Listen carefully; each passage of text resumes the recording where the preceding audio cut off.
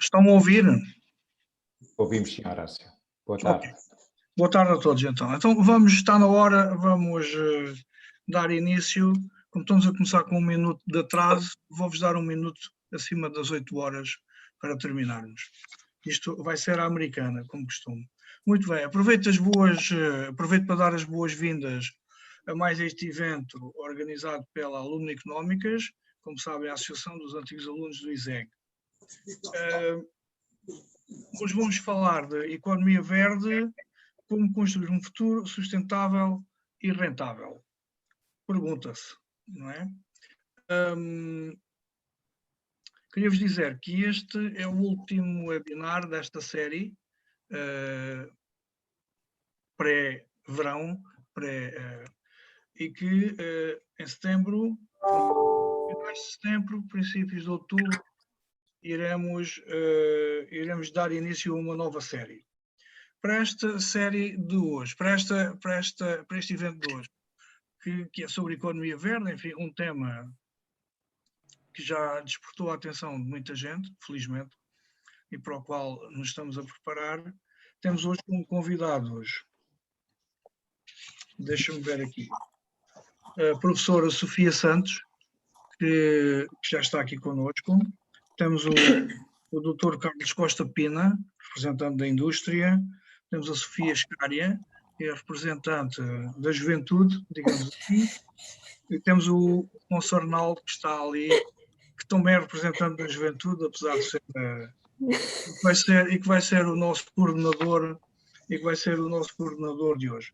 Queria-vos dizer que este webinar vai ser organizado diferente dos outros, vai ser uma mesa redonda, em que o Afonso Arnaldo vai fazer algumas perguntas já de imediato aos nossos convidados. Vamos ir conversando sobre este tema facilmente, e que lá mais para o fim, aí, digamos 10 minutos, perto do final deste webinar, então abriremos as perguntas para alguém que queira fazer uma pergunta. Até lá vamos manter o chat silenciado, porque da última vez a coisa não correu muito bem.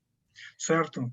E, portanto, também vos queria avisar que este webinar vai ser gravado e será posteriormente disponibilizado no nosso site e nas redes sociais. Exemplo do que, aliás, aconteceu com os anteriores webinars.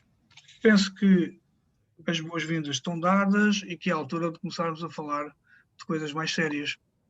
Nesse sentido, passo a palavra ali ao Afonso Arnaldo, que é o meu sócio na Deloitte e hoje convidado especial para coordenar este webinar. Afonso, faz favor. Muito obrigado, Horácio. Muito boa tarde a todos. És de uma simpatia atroz dizer que eu sou representante da juventude. Aliás, que estes cabelos brancos já não deixam, deixam-te um pouco mal nessa afirmação, mas muito bem. Vamos embora. Muito boa tarde a todos. Este é um tema que está na moda, o verde está na moda, este ano particularmente. Opa, já cá faltava, não é? É que haver um pequeno comentário sportinguista, nós temos poucas oportunidades para isto e, portanto, aqui deixo só para reforçar o verde. Tem 20 anos. Exatamente. Bom, mas este é um tema, enfim, demasiado delicado para brincadeiras, naturalmente, e gostava de começar por fazer uma pequena introdução que nos dá aqui como ponto de arranque para esta conversa, que a ideia é que seja isso mesmo, a conversa aqui a 4 durante a próxima hora. E começava por dizer que o aquecimento global e as consequentes alterações climáticas, e ainda, não sei se tiveram a oportunidade de ver, há 2 dias foram apresentados os resultados de um estudo que afirma podermos já ter passado o ponto de não retorno no gelo do Ártico, e isso tem consequências dramáticas. Mas dizia eu, o aquecimento global e as consequentes alterações climáticas têm conduzido a humanidade nos últimos anos a discutir e a tomar medidas para uma transição energética, de uma energia dita suja para uma energia limpa, com origem em recursos renováveis, ou seja, que não produza gases nocivos ao meio ambiente. Por outro lado, a humanidade tem explorado os recursos do planeta muito além do que podemos considerar como uma exploração sustentável. Diga-se a este propósito, e também como ponto de partida aqui da nossa conversa, que uma atuação sustentável, com aqui uma pequena definição, se pode entender como sendo aquela que usa os recursos naturais para a satisfação de necessidades presentes, não comprometendo a satisfação de necessidades futuras, nomeadamente das gerações vindouras, dos nossos filhos, dos nossos netos, dos nossos bisnetos e por aí fora. O que pressupõe naturalmente a preservação do nosso planeta e dos seus recursos. E é neste contexto, como é que isto liga aqui com a economia? É neste contexto que se diz de urgência que a União Europeia procura liderar pelo exemplo, enfim, deixando já aqui uma pequena provocação, se calhar é fácil liderar pelo exemplo quando temos todo um desenvolvimento económico e todo um caminho de desenvolvimento económico percorrido, quando outros no planeta não o conseguiram fazer da mesma forma que a Europa, mas neste momento a União Europeia de facto tenta liderar pelo exemplo, tendo lançado o Green Deal, ou o Pacto Ecológico Europeu, que se trata basicamente de um plano para tornar a economia europeia sustentável, com um impacto climático neutro até 2050, não sei se será ou não tarde demais, baseado numa estratégia de crescimento que transforma a União numa economia moderna, eficiente no aproveitamento dos recursos e competitiva. Isto são palavras do próprio Green Deal. Mais recentemente, a denominada bazuca europeia, de combate aos efeitos económicos da pandemia, aponta também neste caminho. E as questões são várias. Que desafios enfrentamos, pessoas, empresas, governos, nos próximos anos? E que oportunidades se colocam a todos, incluindo às empresas? E no meio de tudo isto, como veem as novas gerações esta realidade e se de facto entendem que estamos a fazer o necessário ou se estamos ainda aquém daquilo que deveríamos estar a fazer. Para falar sobre tudo isto, tenho comigo, como o Horácio já anunciou, a Sofia Santos, a Sofia Escária e o Carlos Costa Pina. Muito boa tarde aos três, bem-vindos. E também, como referi, a ideia é, eu vou lançando aqui algumas questões diretamente a cada um de vós, o que não implica ou não significa que sempre que queiram intervir o devam fazer, para que possam adicionar as vossas ideias a cada uma destas questões. Começava talvez aqui com a Sofia Santos, começando por perguntar como é que podemos conciliar crescimento económico e sustentabilidade. Ou seja, crescimento económico temos na nossa cabeça que implica o consumo de recursos do planeta, portanto toda esta ideia de crescer, que a humanidade tem trazido consigo nos últimos séculos, diria eu, mas com mais ênfase no último século. Como é que isto é compatível? É possível conciliar um crescimento económico e a sustentabilidade, ou seja, a dita economia verde, ela própria uma via de crescimento? Isto no pressuposto, como eu dizia, de que continuamos na nossa cabeça que temos que crescer. Obrigada, Afonso. Antes de mais, é um prazer estar aqui. Também estudei no ISEG há 20 e tal anos, portanto é bom agora, passado este tempo todo, estarmos a discutir estes temas tão atuais e é bom estar com o Afonso e com o Carlos e com a Sofia e com a Clara. É bom discutirmos todos juntos estes temas. Tentando responder à pergunta, ora bem, existem várias correntes.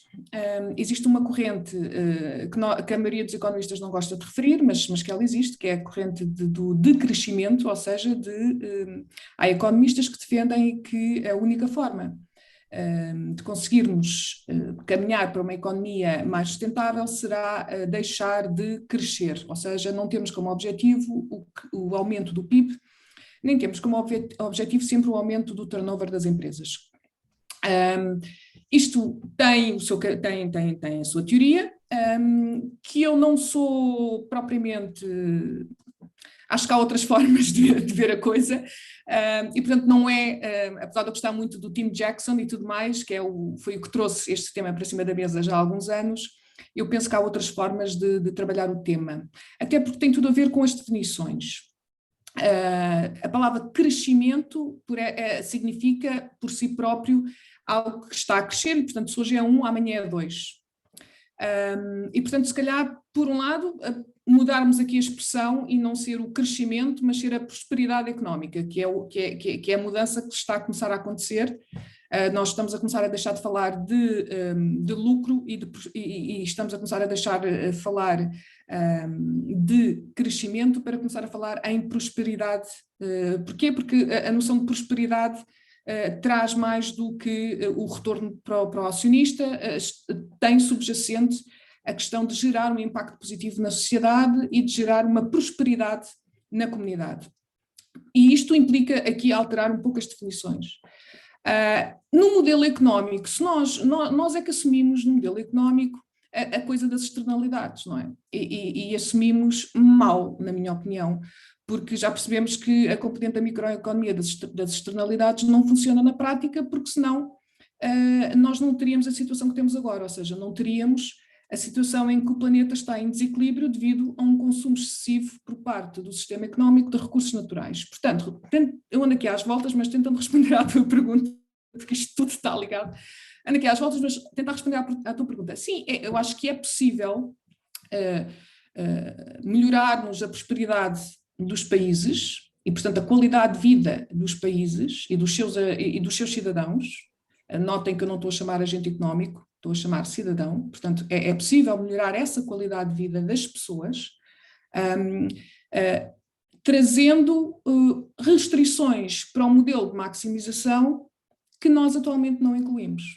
Trazendo restrições como a noção de que o planeta... Tens um fone. Trazendo para o modelo económico as restrições que são os impactos negativos que a atividade económica naturalmente que gera no ambiente, mas na perspectiva de que se nós não incluirmos essas restrições já imediatamente, nós não podemos ficar à espera, o mercado não as antecipa, que foi isso que correu mal. O mercado não consegue antecipar o impacto, o mercado não consegue atualizar o impacto das nossas decisões do presente no futuro. Porquê? Porque o mercado ficou obcecado com retornos de curto prazo. E nós, na sustentabilidade, se a nossa preocupação é o curto prazo, os temas da sustentabilidade não interessam. Se a nossa preocupação começar a ser o médio e longo prazo, já interessam. Entretanto, como já derretemos metade do planeta e como, na realidade, o Acordo de Paris diz que os cientistas conseguem avisar-nos, e avisar as entidades públicas do que é que poderá acontecer se a temperatura não aumentar mais do que 1,5, a partir daí há um desconhecimento sobre como é que os ecossistemas poderão reagir, e tendo em conta que o mundo já aumentou 1 grau e que na zona do Mediterrâneo já aumentámos 1,5, neste momento já não faz sentido dizer que no curto prazo isto não é relevante, porque já é. Não é? Porque, entretanto, estas restrições ambientais nós já as devemos começar a incorporar nas decisões. Ou seja, eu acho que é possível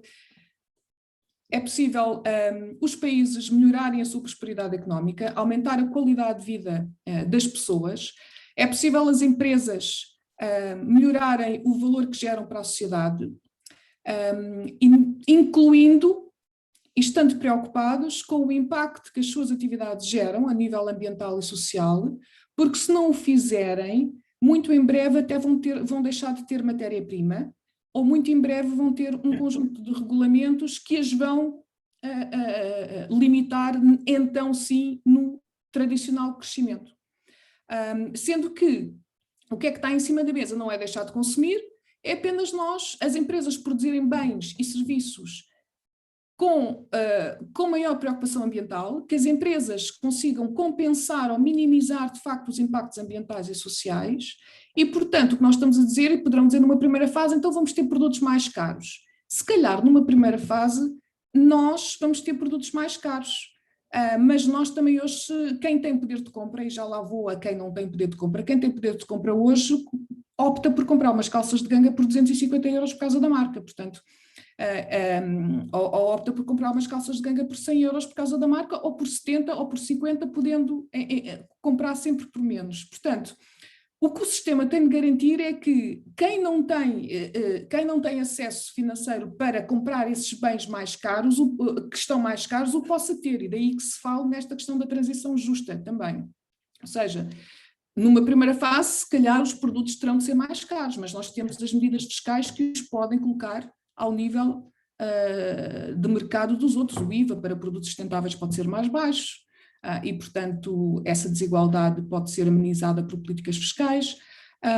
Temos a de garantir que quem não tem acesso financeiro possa manter e melhorar a sua qualidade de vida, e isso faz parte do sistema da redistribuição. Temos de garantir que quem tem acesso, quem tem mais acesso, tenha também disponibilidade mental e vontade para perceber que é mais útil comprar menos e melhor do que comprar mais e mal, e temos de perceber que, por vezes, quando compramos um frango num supermercado que custa 1,5 €, quando comparado com outros que podem custar 5, 6 ou 7 euros, se calhar a pergunta que nós devemos fazer não é este frango é tão caro, se calhar a pergunta que nós devemos fazer é o que é que estamos a comer para um frango só custar 1,5 € no supermercado. Significa que, de facto, nós não estamos a pagar uma série nem de impactos ambientais, nem de impactos sociais, e isto estende-se a toda a cadeia de valor. Portanto, a resposta é sim. Sim, é possível, é saudável, faz bem à saúde, do ponto de vista da saúde humana faz bem. O que é que existe? Uma política de redistribuição mais complexa e uma política fiscal também mais complexa. Muito bem. Obrigado, Sofia. Foi tocado aí um ponto que me parece bastante interessante, é que, no fundo, o mercado não antecipa esta urgência ou esta necessidade. O mercado vai reagindo àquilo que lhe é oferecido, não é? Bem, de alguma forma. Acho que é correto pagarmos alguma coisa, nem que seja, seja o diferencial. Já está. Mas, de facto, o mercado, às vezes, lembra-me um bocadinho como o fumador que ainda não tem peço desculpa aqui aos fumadores, mas se calhar é um mau exemplo, mas nós, quando dizemos que é mau fumar, as pessoas têm essa consciência, o fumador tem essa consciência, mas é algo que pode estar distante, a consequência negativa, e, portanto, essa não visibilidade imediata do mal é difícil. Ninguém pega no martelo e dá com o martelo na própria mão, não é? Mas essa falta da iminência do mal torna o mercado um pouco cego. E a esse propósito, e passando aqui... Gonçalo, vem-me mudar aqui. Temos aqui... Gonçalo, vem-me mudar. Já está. Passando aqui, fazendo aqui um shifting aqui para a área das empresas e pedindo aqui ao Carlos também o seu input relativamente aqui a estas matérias. De facto, as empresas assumem aqui uma responsabilidade, sendo certo que a típica empresa, e até há poucos anos, principalmente aquilo que visava era o lucro, não é? O lucro, distribuição de lucro aos acionistas. Hoje em dia já podemos entender que já não é bem assim, enfim, já existe uma consciência social e uma consciência aqui também ambiental. Mas a minha questão relativamente aqui às empresas estaria aqui enquadrada com o Green Deal e com a bazuca e tentar perceber se isto, apesar de ser um conjunto de incentivos públicos que estão a ser colocados à disposição da sociedade, portanto, uma transição energética forçada ou muito incentivada, a minha questão é saber se o setor privado, as empresas que também têm que se adaptar, poderão aproveitar esta dinâmica para esse efeito, se de facto este apoio é o apoio necessário à equação financeira da transformação. As empresas têm que se transformar, mas isso tem um custo, e a Sofia falava aqui também, ok, os produtos se calhar têm que ser mais caros, porque tudo isto tem um custo. E a minha pergunta dirigida ao Carlos é saber o que é que as empresas estão a fazer nesta área e como é que se estão a transformar e se entende que tem aqui uma janela de oportunidade neste momento. Bem, muito obrigado e boa tarde a todos também. Enfim, cumprimento aqui os meus colegas de painel, começando pelas Sofias, as duas Sofias, e também, naturalmente, o moderador, agradecendo também ao Horácio Negrão o convite e cumprimentando também a Clara Raposo. Muito rapidamente, eu gostaria de dizer, no fundo, aqui o seguinte. Enfim, eu não posso falar por todas as empresas e também não quero propriamente focar exclusivamente enfim, no caso da Galp, na empresa onde me encontro. Mas gostaria, até porque aí, digamos, haveria uma resposta defensiva que poderia dar, mas não vou dar, mas digo qual é. A resposta defensiva seria dizer, bom, independentemente de toda esta transição que está em curso, nós vamos ter, e são as tendências de longo prazo que o dizem, que a população vai aumentar 50%, o consumo de energia vai ter que aumentar também cerca de 50% para responder às novas necessidades, quer por mais população, quer por novos hábitos de consumo e, consequentemente, crescimento de consumo de água, aumento do consumo de alimentos, traz uma complexidade, efetivamente, à equação económica, que torna difícil, digamos, uma resposta óbvia face à questão que a Sofia acabou de dizer. A Sofia, no fundo, referiu, e eu percebo o ponto, bom, se calhar temos aqui um limite ao crescimento e vamos ter que deixar de falar em crescimento e ter que falar em prosperidade. Mas a verdade é que, quer do ponto de vista ou melhor, em resposta sobretudo ao aumento da população, não será fácil resolver a equação económica sem, naturalmente, termos aqui crescimento económico. E há uma evidência dos últimos 30 anos que eu gostava aqui de referir, que me parece importante. Nós tivemos nos últimos 30 anos a economia globalmente praticamente a duplicar o seu produto, muito por efeito, naturalmente, do crescimento das economias asiáticas, da China e do Sudeste Asiático, e tivemos o aumento do consumo de energia a crescer nos últimos 30 anos menos de 60%.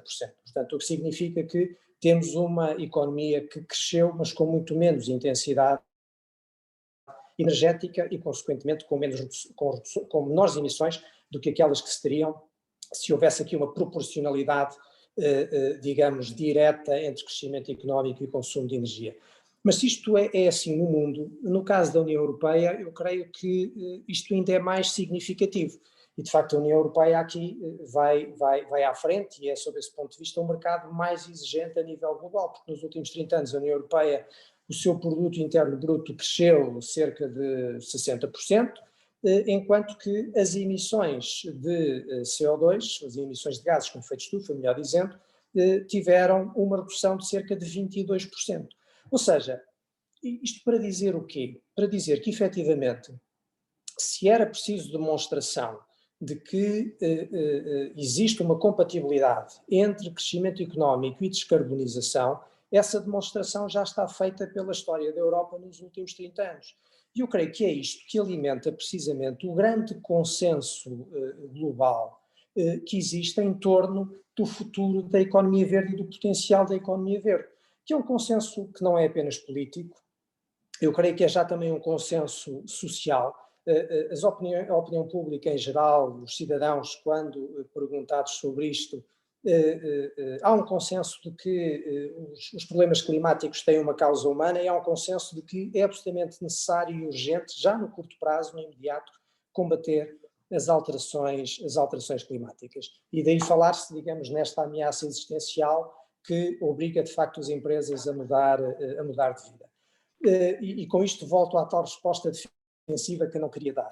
A resposta defensiva poderia ser dizer, bom, mas no nosso setor não temos muito, no setor do petróleo e gás, não temos muito ou grandes razões para nos preocuparmos, porque a verdade é que, por força do aumento do crescimento da população no longo prazo e da necessidade de energia para satisfazer essas necessidades, mesmo as tendências mais exigentes ou mais ambiciosas de descarbonização, mesmo o chamado cenário net zero emissions, não é? Portanto, de emissões zero a longo prazo, ainda continuam a dizer que, mesmo já pensando em 2030, ainda mais de 2/3 do nosso mix energético primário vai estar assente nos combustíveis fósseis. E, portanto, se calhar as indústrias do setor do petróleo e gás não têm aqui muitas razões para alarme, porque vão continuar a depender destas energias. Mas esta, repito, era a resposta defensiva que eu não queria dar e não vou dar,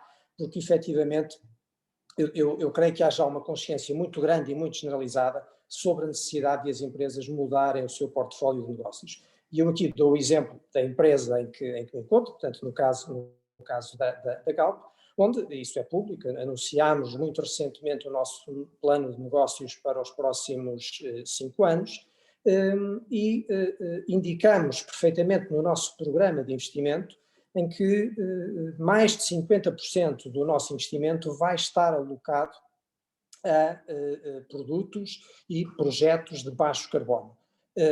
Portanto, o que significa que estamos a fazer uma renovação acelerada do nosso portfólio, seja na componente do hidrogênio, seja na componente das energias renováveis, designadamente do solar fotovoltaico, para produção de eletricidade. E se nós compararmos isto com aquilo que é a média do setor, bom, significa que nós estamos a comparar os nossos 50% do nosso total de investimento para os próximos anos com níveis que estão abaixo de 10% na média geral do setor. Agora, qual é que é aqui o dilema? Eu não vou querer tomar muito tempo e vou ficar por aqui. Qual é que é aqui o dilema com que todos estamos confrontados? O dilema é este e é muito simples. É que a dificuldade, digamos, na equação económica ou no modelo empresarial para a tomada de decisões de investimento nestes projetos é avançar cedo demais com decisões de investimento para uma procura que ainda não está lá. E com isso colocar em crise a própria viabilidade económica desses mesmos investimentos. As emissões são a maior externalidade económica, provavelmente, com que a humanidade foi confrontada. E o preço do carbono que lhe está associado é também, porventura, a maior falha de mercado com que a humanidade foi confrontada. Ora, eu nunca vi nenhuma falha de mercado ser resolvida pelo próprio mercado. E, portanto, ela tem que ser resolvida articuladamente, sem prejuízo do mercado de carbono e do preço do carbono ser um instrumento, mas tem que ser resolvida articuladamente com políticas públicas, naturalmente, e com incentivos, não apenas do lado da oferta, mas também do lado da procura. Porque os consumidores, os agentes económicos atuam de forma racional e, portanto, eu estou absolutamente convencido que com os incentivos certos adotarão também os comportamentos corretos, tendo em vista este objetivo.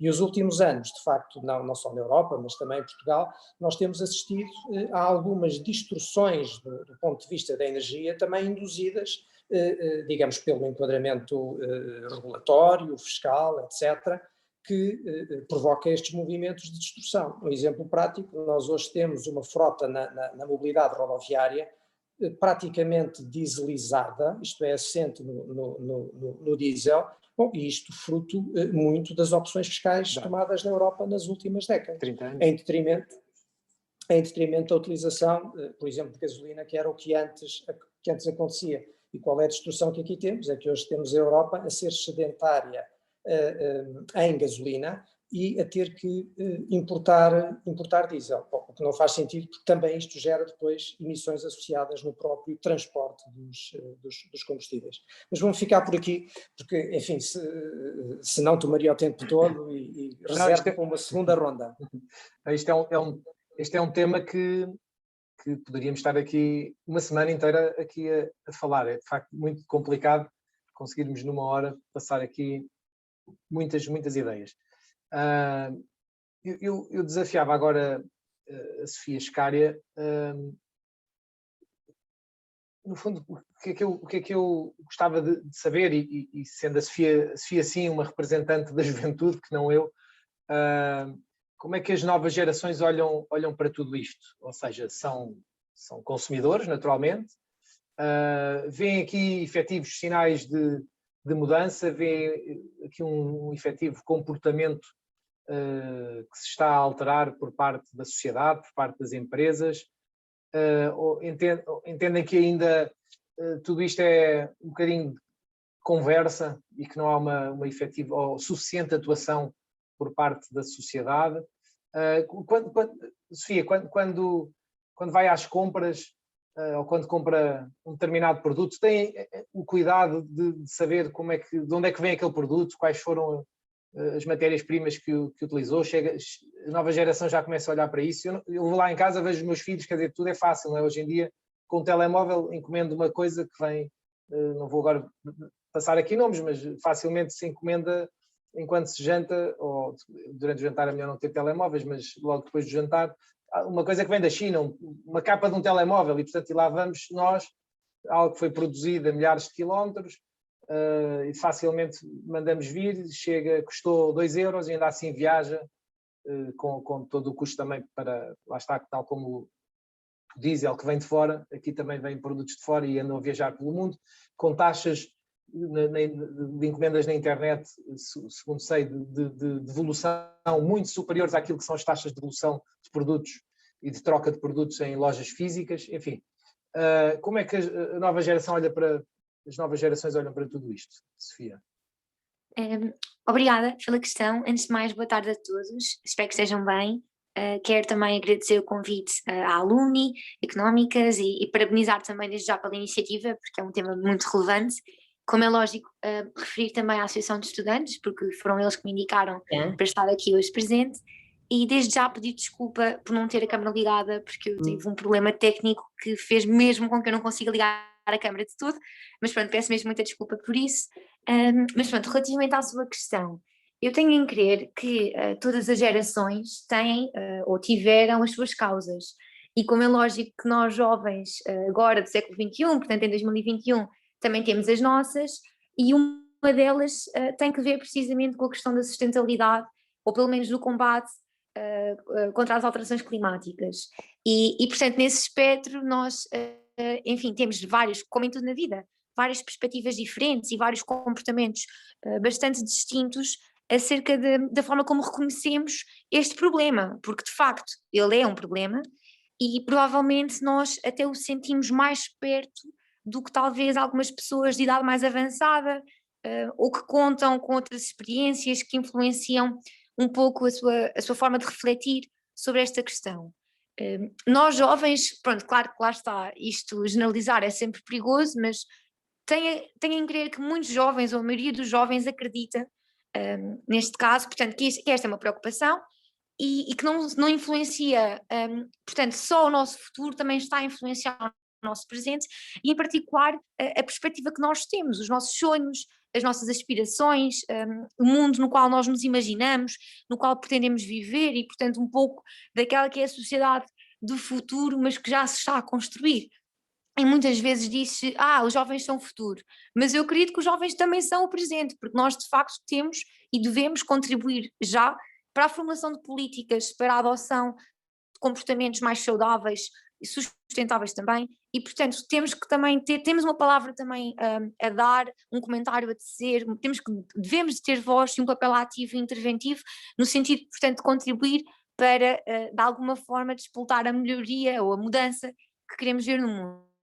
E este chavão é assim um bocadinho bonito, não é? Parece muito utópico, mas de facto tem existido, como já foi referido, uma crescente sensibilização para esta questão e tem-se disseminado muito os comportamentos que devem ser induzidos no sentido, portanto, de alcançar as várias metas que foram sendo estabelecidas pelos acordos, pelos protocolos, pelas diretivas todas, agora o Green Deal.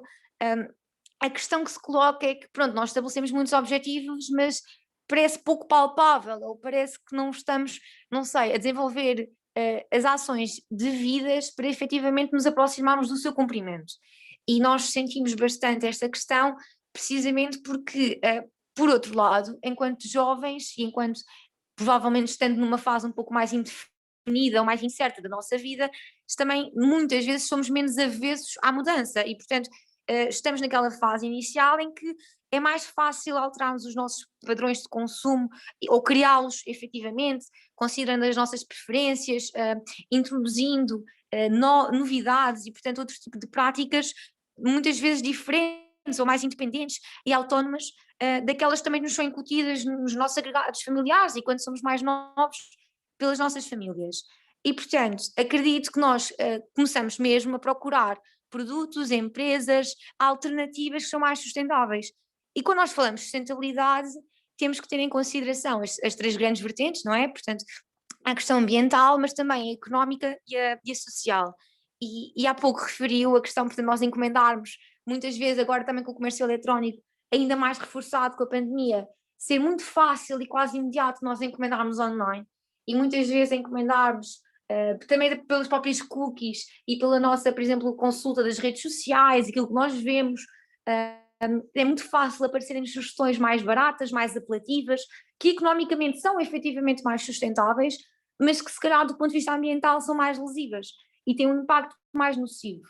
E portanto isto é sempre difícil conseguir estabelecer este equilíbrio, precisamente porque pelo menos enfim, existe uma dicotomia bastante significativa entre esta ponderação do que é mais fácil, mais barato e mais imediato, mas por outro lado, muitas vezes, precisamente por esta questão da questão de ser economicamente mais rentável, também começamos, nós jovens, a privilegiar opções que sejam mais duradouras, ou que possam ser reutilizáveis, que tenham uma maior longevidade, ou mesmo utilidade, e portanto, no fundo, que sejam produtos ou alternativas mais versáteis. E este é um dos grandes desafios que se coloca em termos, por exemplo, ambientais, sobre como é que as empresas e os produtos podem apresentar alternativas e podem, neste caso, não sei, alternativas e novos produtos, bem substitutos que efetivamente correspondam às nossas necessidades, às nossas expectativas e que, de alguma forma, venham também colmatar uma lacuna, porque a questão que se coloca é que, precisamente, ainda é difícil nós encontrarmos todas as alternativas de um ponto de vista mais sustentável, ou ainda é relativamente redutor ter acesso precisamente a estas hipóteses.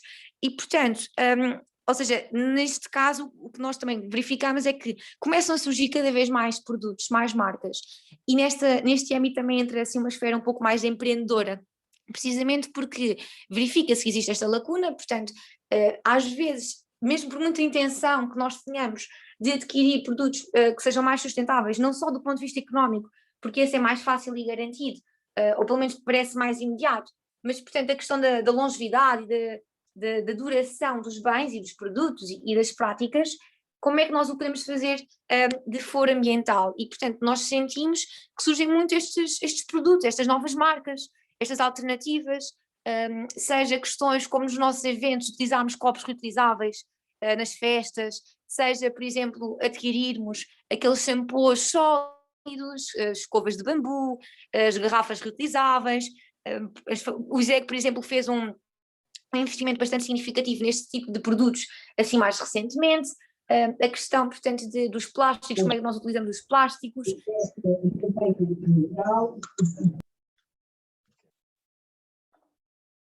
Força, Sofia. Fizeram no mute. Ok, pronto. Não, mas pronto, desculpa. Mas pronto, ou seja, todo este tipo de exemplos que nós podemos dar começa, lá está, a disputar, e conhecemos também toda a vertente das redes sociais, pode ser muito interessante que nós explorarmos mais esta preocupação. E mesmo para terminar, portanto, dizer que, assim, em suma, eu creio que sim, que os jovens estão mais sensíveis para isto. Eu, a título pessoal, procuro sempre optar, e cada vez mais tenho feito, por alternativas mais sustentáveis, neste caso do ponto de vista ambiental, e portanto perceber como é que eu posso alterar os meus padrões de consumo, mas também o meu dia-a-dia, de forma a otimizar a minha gestão de recursos e a diminuir a minha pegada ecológica. Pronto, a questão é tentarmos ou conseguimos encontrar este equilíbrio que corresponda, porque sentimos que ainda existe uma escassez de alternativas que estão ao nosso dispor ou que são de fácil e acessibilidade. E é muito esta a ideia, mas só mesmo para terminar, dizer, portanto, não só no âmbito do empreendedorismo, mas também de movimentos sociais.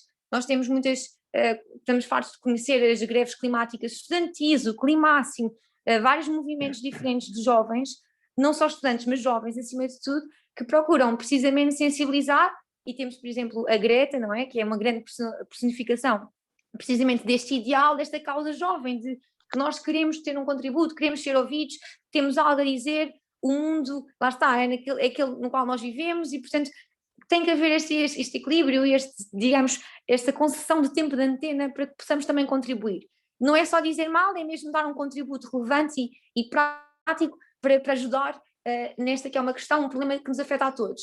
E pronto, e portanto eu acredito que sim, acredito que estamos muito longe ainda de conseguir atingir aquilo que seria o desejável, que estamos bastante atrasados em relação às metas que estabelecemos nos vários acordos diferentes e nos vários protocolos, mas pronto, lá está, são iniciativas como estas também que nos permitem discutir um pouco mais e refletir de forma mais alargada o que é que nós devemos fazer ou como é que nós devemos fazer para, pronto, nos aproximarmos mais de atingir os objetivos a que nos propomos. Obrigado, Sofia. De facto, isto significa aqui, voltando, estamos sempre aqui a recapitular o que já fomos dizendo, isto significa, graças a Deus, que existe uma cada vez maior consciência também do mercado, não é? Porque o mercado somos todos nós, e se as pessoas, enquanto consumidores, tiverem esta consciência, é evidente que eu pelo menos penso que ainda estamos longe, a nível europeu, bastante melhor do que noutras economias, em que se calhar as preocupações ainda não são estas. E de facto a poluição e o planeta, a poluição não tem fronteiras, não é? Nós podemos todos em Portugal ou dentro da União Europeia de repente portar-nos muito bem, damos o nosso contributo ao planeta, mas isto tem que ser feito globalmente. E agora, voltando aqui à Sofia Santos, precisamente este ter que ser feito aqui, o mercado eventualmente não vai lá só por si, ou seja, os consumidores não vão lá só por sua iniciativa e por consciência, é necessário aqui um empurrão da regulação. E a esse nível da regulação, e o Carlos também tocou nesse ponto da regulação, há muitas coisas que estão a acontecer e eu acho que seria interessante passarmos aqui algumas ideias, nomeadamente porque temos aqui, com certeza, hoje connosco empresários e pessoas do mundo empresarial e de facto expressões, enfim, como o turnover verde, o capex verde, já são expressões utilizadas no léxico económico e cada vez mais vêm novas obrigações de reporte a este nível que têm impacto na sustentabilidade e que obrigam as empresas a estarem acordadas para isso mesmo, porque também têm que reportar o que é que andam a fazer. Que alertas é que devemos deixar aqui às pessoas nesta área, Sofia? Bem, eu não quero assustar ninguém, mas que se preparem para uma grande revolução sobre o reporte.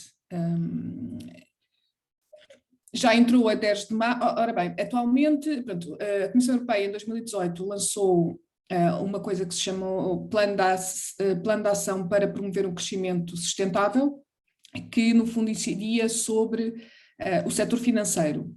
E muita gente pensa que incide sobre o setor financeiro e, portanto, isso só diz respeito à banca e aos fundos de investimento e não é verdade.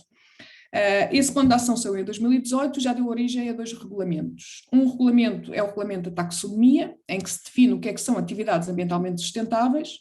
Esse regulamento, para uma atividade ser ambientalmente sustentável, tem de cumprir com 5 objetivos.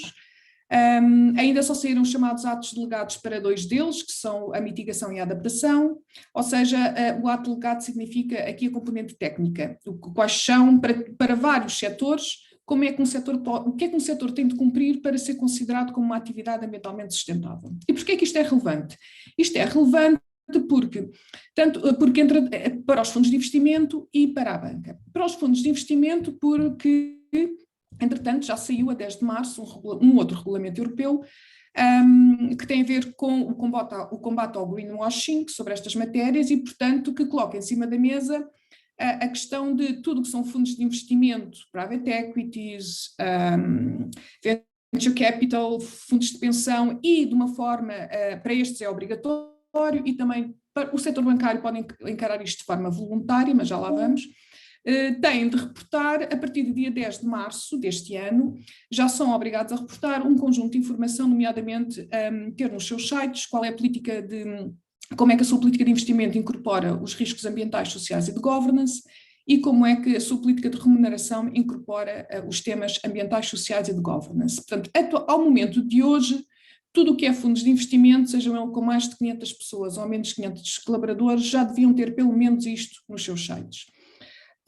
Obviamente que alguns têm, mas há muitos que não têm, está-se a dar aqui algum prazo, obviamente, para as coisas se adaptarem. No entanto, esta regulação, a partir de agora de 30 de junho, por exemplo, para os fundos de investimento com mais de 500 pessoas, é obrigatório os fundos divulgarem quais são os principais impactos adversos dos seus investimentos e, portanto, assumirem, por exemplo, que nos meus investimentos eu tenho impactos negativos e são as emissões de CO2, a produção de resíduos, etc. Portanto, identificar explicitamente os impactos adversos, negativos, e depois, durante 2022, vai ser obrigado, independentemente até dezembro de 2022, independentemente dos fundos terem mais de 500 ou menos de 500 pessoas, como corporação, vão ter de reportar um conjunto de 16 indicadores obrigatórios, para já, que já são identificados num documento que foi lançado pelas 3 entidades europeias financeiras, mas que apenas em janeiro de 2022 é que se espera que saia o chamado ato delegado, ou seja, a consubstanciação daquele documento como um regulamento, vá lá. Mas já temos e já sabemos quais são os dados que vão ter de ser exigíveis. Quer uma private equity que tenha em vista em 10 ou 15 empresas, quer um fundo de investimento que invista em 50 ou 60. Obviamente que depois aqui vão existir investimentos diferentes. Um fundo de investimento que investe em 50 ou 60 empresas é completamente diferente de um private equity que investe em 10 ou 15. O que é que acontece? Os grandes fundos de investimento vão ter de comprar informação aos rating providers. Todos eles estão a começar a criar bases de dados e a vender informação sobre os PAI, que é os Principal Adverse Impacts, são os tais 16 indicadores que vão ter de ser reportados. Portanto, tudo o que é MSCI, Sustainalytics e por aí adiante, já se estão a posicionar para venderem esta informação aos fundos de investimento, aos asset managers, tudo o que for empresas private equity venture capital. Obviamente que esta informação à partida não existe e, portanto, vai-se ter de criar templates para solicitar à empresa um reporte daquela informação. E porquê que, mas atenção, isto ao nível dos fundos de investimento é o que está em cima da mesa, sendo que este regulamento não obriga os fundos de investimento a serem verdes, atenção, obriga a que o fundo de investimento diga comunica ao mercado se vai ter produtos, se incorpora os temas ESG na sua política ou não. Podemos dizer que não incorpora e tem de justificar porquê, ok? Portanto, pode optar por, eu não quero saber nada disto, só tenho a justificar porque é que não, mas vai ter de reportar à mesma aos indicadores, os 16 indicadores obrigatórios. Portanto, ele até pode não incorporar na sua gestão, mas vai ter de reportar os indicadores. Isto no mundo dos fundos de investimento. Porquê? Porque a taxonomia depois diz que os fundos de investimento deverão, a dada altura, reportar, e este documento que eu estou agora a falar está em discussão pública até amanhã, que é como é que as grandes empresas, os fundos de investimento e outros financial players terão de reportar esta matéria. Isto está em discussão pública até amanhã, portanto, as ditas das fórmulas. Os fundos de investimento vão ter de reportar qual é a percentagem dos seus ativos que estão alinhados com os objetivos da Comissão Europeia, com os objetivos ambientais. E vão ter de dizer se tem 10%, 20%, 30%. Atualmente não existe um montante ideal, okay? Não há nenhum documento que diga os fundos de investimento têm de ter pelo menos 30% alinhados, mas eu acho que vamos caminhar para esse sentido e se não tiverem terão algum tipo de penalização. Na banca, e muito rapidamente para terminar, porque isto é um tema complexo, mas é só para... O Horácio só nos dá 1 minuto depois das 8. Portanto. Ok, então na banca, só para dizer que a partir de junho, a EBA, a partir de agora de julho, a Autoridade Bancária Europeia já emitiu uma recomendação para os bancos começarem a pedir, a incluir na análise de risco os critérios ambientais, sociais e de governance, e o Banco de Portugal mandou para, ou seja, isto não é só para os bancos que reportam ao Banco Central Europeu, ou seja, aqueles bancos maiores, o Banco de Portugal depois remandou, vá lá, essa recomendação para os bancos que não reportam diretamente ao Banco Central Europeu. Portanto, todos os bancos, a partir de junho, temos essa recomendação de começarem a incorporar os riscos ambientais, sociais e de governance quando qualquer empresa lhes pede empréstimo para uma atividade. Ou seja, vamos começar a ter, estamos a tentar ir lá pela vergonha. Não obrigamos, mas, ou seja, se eu tenho que reportar, eu começo a ter vergonha de reportar algo que não... Podemos ter duas abordagens, que aí é a organização que vai ter de fazer esse balanço de risco, que é, correm um maior risco não enverdar por este caminho explicitamente, ou vale a pena fazer o investimento? E eu acho que vai haver espaço para as duas coisas, depende da abordagem estratégica da empresa e da organização e do fundo e do banco. Agora, o que é facto é que tudo o que é grande, todos os grandes nomes estão alinhados. Portanto, eu não diria que é vergonha, eu diria que é qual é o meu posicionamento estratégico, não é? Sim, não vou estar se vão todos, há uma tendência de ir num determinado caminho e de resto irá tudo. Eles vão ter de fazer as contas, o que é que eu perco por não seguir este caminho? Afonso, tens 8 minutos. Tenho, vamos embora. Vou colar aqui muito rapidamente e chamar aqui o Carlos. porque isto cola aqui com este tema, falar aqui um bocadinho de Green Governance, que é uma expressão que já se ouve há uns anos e que coloca nas empresas também aqui uma responsabilidade de eu não fazer a governança da empresa apenas olhando a um ano, por exemplo, às vezes até menos do que isso. Portanto, quando faço o meu orçamento, a minha estratégia, estou a pensar muitas vezes no curto prazo. Começa-se a exigir às empresas mais do que isso. Isto é fazível? Como é que eu caso isto com um mundo cada vez mais rápido, em que aquilo que eu sei hoje, daqui a 6 meses muito provavelmente não será totalmente verdade. Como é que eu faço uma green governance? É absolutamente incontornável. Eu diria as empresas de maior dimensão e, sobretudo, as empresas cotadas já o fazem até por dever de transparência perante o mercado, perante os stakeholders, e, portanto, o patamar mínimo da transparência, eu diria que esse aí é absolutamente inquestionável. Mas em cima deste patamar mínimo da transparência temos 2 patamares adicionais. É o patamar do desempenho, em que as empresas, eu não vou repetir o que a Sofia disse, mas vai ser uma consequência disso, em que as empresas, com base naquilo que é a informação histórica, os dados históricos, vão ter que, olhando para trás, divulgar em que medida o seu desempenho melhorou face ao exercício anterior ou face a períodos anteriores e, portanto, e dar a evidência de que efetivamente estão a fazer um movimento de aumento de eficiência carbónica, neste caso, para além da eficiência económica, bem entendido, mas há depois um terceiro patamar, que é o patamar da resiliência, porque na verdade este tema da sustentabilidade é, se quisermos, um problema de gestão de riscos de longo prazo, e as empresas vão ser obrigadas, já aqui não com base em informação histórica, mas com base em informação prospectiva e com base em exercícios de cenarização, fazer a demonstração para os seus stakeholders de que, mesmo em cenários mais adversos ou até cenários de stress, conseguem apresentar um balanço e uma operação absolutamente resiliente face a essas adversidades. E, portanto, estes 3 patamares, transparência, desempenho e resiliência, vão ser, digamos, cada vez mais normais e mais frequentes naquilo que são as obrigações de reporte de informação das organizações. Associado a isto, e repito, portanto, não vou voltar ao ponto da Sofia, mas há um dado que é absolutamente fundamental, que é a pressão que do lado dos mercados financeiros também, pressão benigna, bem entendido, vai ser exercida sobre as empresas, porque para além da regulação nós vamos ter os investidores institucionais, designadamente os fundos de investimento, a ter que demonstrar que fazem investimentos verdes e, portanto, alinhados com a taxonomia europeia. Vamos ter as agências de rating a fazer esse controle, vamos ter os índices que vão ser seguidos pelos fundos de investimento também alinhados com esta nova nomenclatura e vamos ter os próprios produtos financeiros de retalho que são colocados à disposição dos consumidores também com uma etiqueta verde, um label verde para poderem fazer as suas escolhas. Agora, nós estamos ainda perante uma situação em que o mercado ainda é relativamente exíguo no contexto global. Os fundos de investimento verde representam sensivelmente o total, 10% do total dos fundos de investimento na Europa.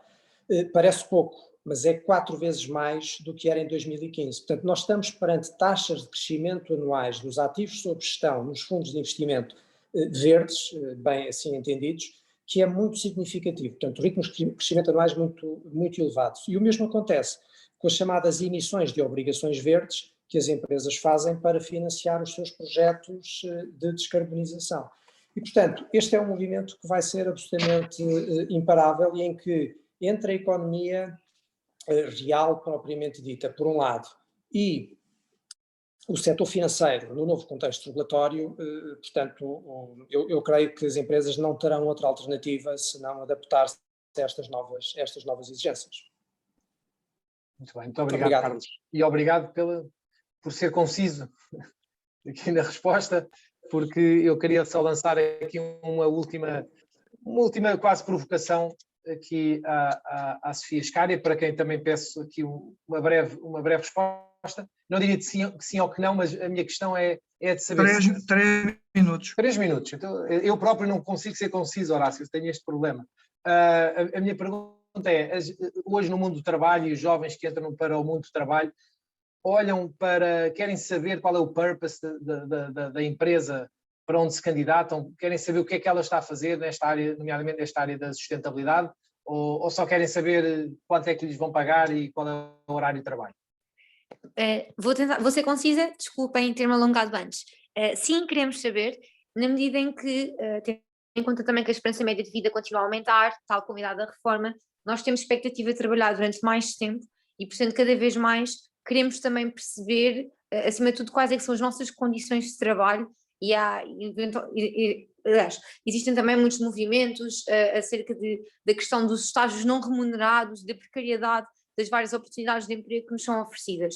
E, portanto, tendo em conta que é uma prática relativamente generalizada agora, as empresas terem políticas de sustentabilidade ou de responsabilidade social, muitas vezes lá está, associadas a esta vertente mais ambiental, é do nosso entendimento que isto é uma questão relevante para perceber também quais é que são, lá está, os tais valores, a missão, a visão, a estratégia da empresa ou da entidade à qual nós nos queremos associar ou na qual pretendemos trabalhar e se de alguma forma ela se coaduna com as nossas próprias causas.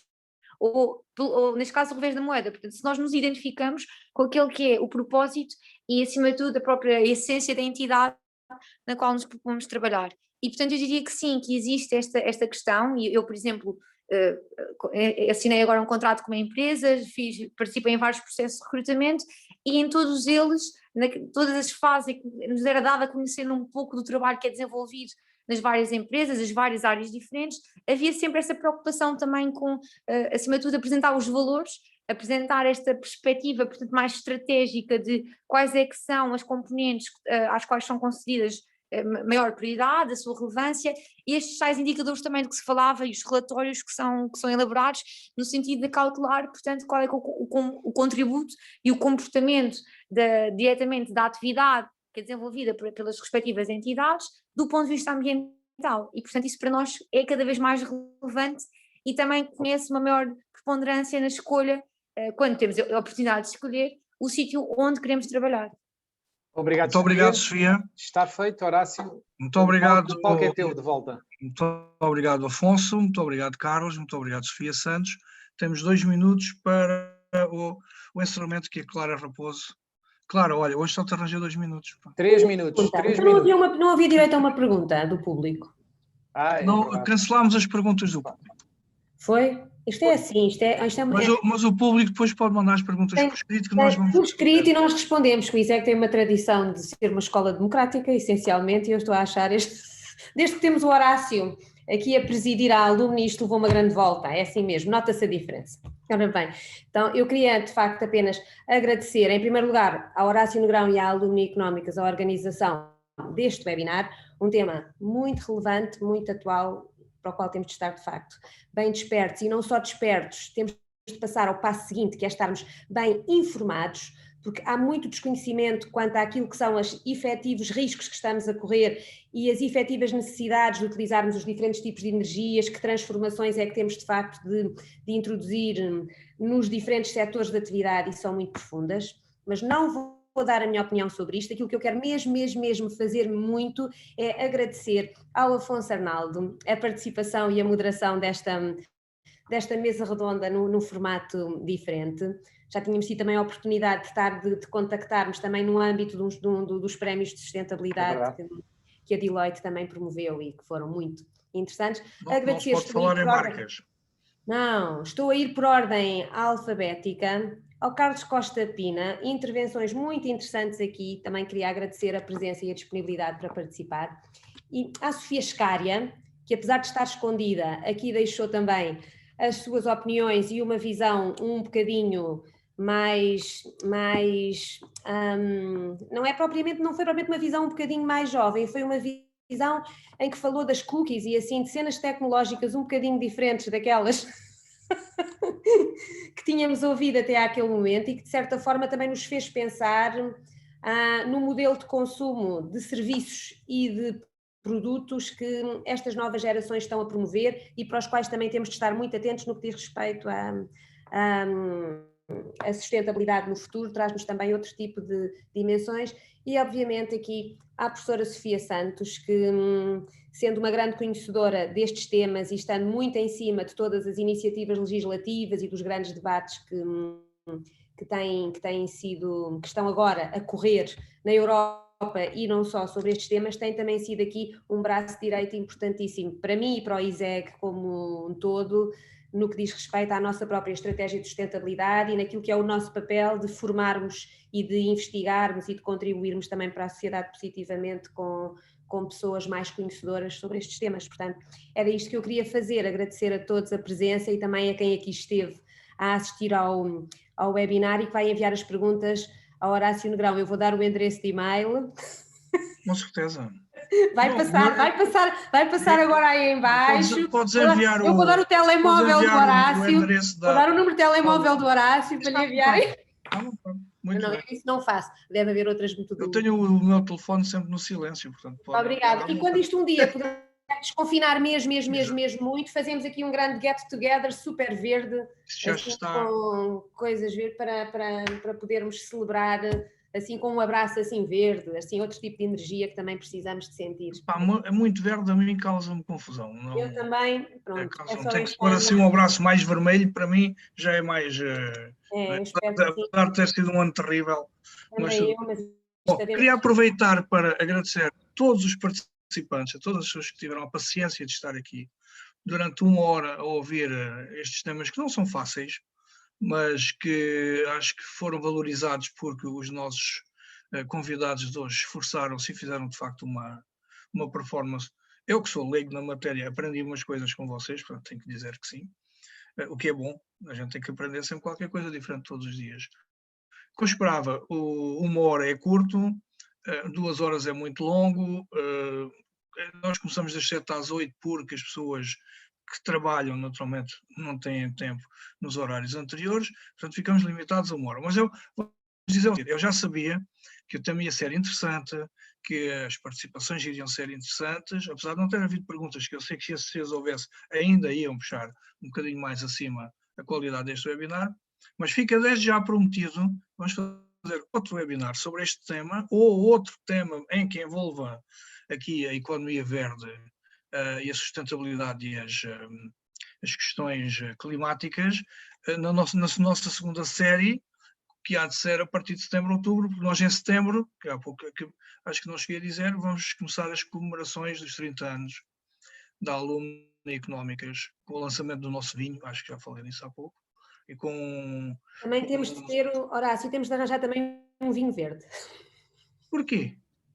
Do green, esta coisa, para esse momento. Mas, sabes que os especialistas em vinho acham que só o tinto é que é vinho. Eu sei. O branco, o rosé, o verde, os outros, isso nada disso é vinho. Vinho é tinto, por causa da questão dos químicos, não é? E eu habituei-me de tal forma a essa coisa que não bebo mais vinho nenhum que não seja tinto. Mas, de qualquer forma, se alguém apreciar outro tipo de vinhos, nós estamos a pensar aqui, a organizar, já estou passado da hora, mas como sou eu, não tem problema. Estamos aqui a pensar a organizar uma prova de vinhos finais de setembro, quando muito princípio de outubro, porque portanto, os homens andam lá na Vindima, e a Vindima só termina para aí a 20 de setembro. Portanto, entre 20 de setembro e 10 de outubro iremos fazer uma sessão de jazz, economics and wine, que é esse o nome técnico, que apresentarmos 3 coisas agradáveis, não é? Provavelmente, se a Clara me autorizar, faremos... Horácio, tens de mudar isso, porque o J, o E e o W é o Jew. Jew é assim um bocado... Pá, Jew é o que temos, não é? É o que temos. Jew é um bocado... Não, mas posso trocar a ordem. E, portanto, já fica outra coisa, não é? E temos mais coisas para fazer. Se esta história da vacinação correr como Felizmente temos um almirante a tomar conta daquilo, senão seria um desastre total. O almirante esse sim está a fazer um bom trabalho e fala pouco, o que também é bom. Mas se tivermos o povo todo vacinado lá para o final de agosto, imagino que lá para setembro, outubro já poderemos começar a fazer um jantar temático na nossa biblioteca, umas conferências e umas coisas mais interessantes para celebrar os nossos 30 anos, não é? E simultaneamente os 110 anos do ISEG. Convém não esquecer que a Clara promoveu, e muito bem, uma excelente comemoração ali nas francesinhas, que eu fiquei realmente estupefacto. Não estava à espera de uma... É uma coisa... Não estava à espera de uma figura tão frágil, não é? Ter capacidade para fazer uma coisa daquela dimensão. Tchau. Olha, depois vamos fazer o próximo webinar, é sobre igualdade de género, ok? Ui. Epá, não contes comigo para isso. Eu sou do antigamente. Não, não se pode dizer isso, doutor, então. não posso dizer. Não posso dizer. Não estava à espera que a oportunidade de uma coisa tchau, tão Carlos, muito obrigado. É um E espetáculo. depois falamos. Foi Muito obrigado. Eu gosto. agradeço a todos. Quem tiver perguntas, por favor, mandem por escrito. Nós iremos remetê-las aos nossos famosos oradores. E depois de filtrarmos as respostas, iremos enviar para vocês de volta. Está bem? Muito obrigado a todos. Lamento o tempo ser curto, mas ele é curto de propósito, para podermos estar aqui e ficarmos a pensar. Fica sempre aquele bocadinho, não é? Como aquelas refeições que a gente comia mais um bocadinho, mas assim ficamos com vontade de voltar a comer mais tarde. E é isso que aqui se passou hoje. Afonso, um grande trabalho. Muito obrigado por teres vindo. Hein? Obrigado, Horácio. A profissão dele não é esta, mas pronto, apanhei-o ali à má fé e saquei-o para esta cena. Muito obrigado à Sofia Santos, não sei se ela ainda está por aí, fez um excelente trabalho, e à Sofia Escária também. A Sofia Santos ainda está ali.